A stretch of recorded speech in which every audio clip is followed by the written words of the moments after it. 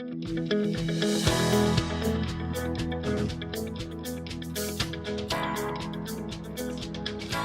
was the worst day of my life when I got the diagnosis. I remember the date precisely, April 22nd, 2010. Multiple sclerosis is where the immune system mistakenly and repeatedly attacks the central nervous system, which includes the brain and spinal cord.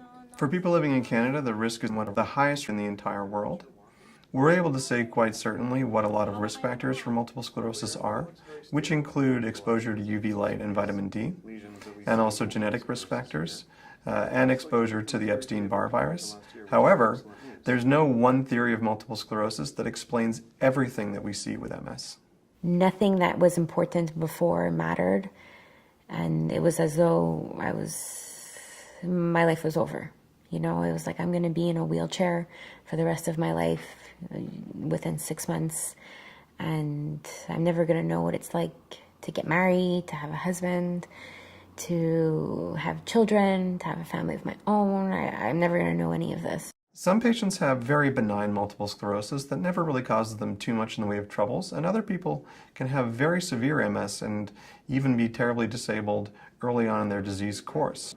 And we know that if we follow people very closely for the first couple of years, we're actually able to give people more prognostic information.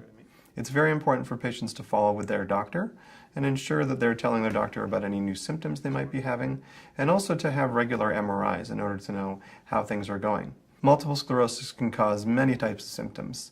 Sometimes vision loss in one eye that tends to be painful, double vision, cognitive troubles, poor concentration, fatigue, depression, numbness, weakness, tingling, troubles with the bowel or bladder. Difficulty walking, difficulty with balance. Those are my biggest symptoms. And those are the hardest for me to deal with because you go from being capable of doing whatever you want, doing sports, being active, to all of a sudden having a more sedentary lifestyle. MS does a lot of different things besides these attacks and MRI lesions, and many of these things can be improved with very simple things.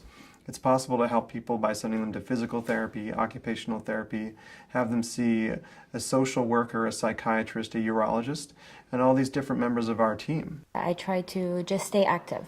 I think it's really important to stay active every day, go for a small walk, even if it's around the block, regardless of how I feel or how fatigued I am.